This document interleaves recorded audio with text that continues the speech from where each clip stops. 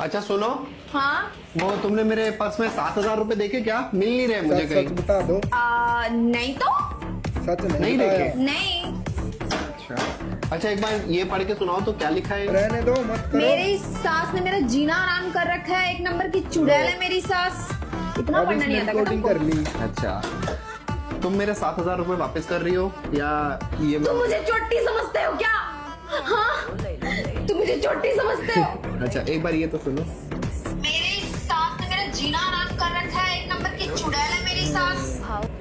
अब ये मैं जाके मम्मी को सुनाऊं या तुम मेरे 7,000 रुपए वापस करोगी? अब तो देने पड़ेंगे ना।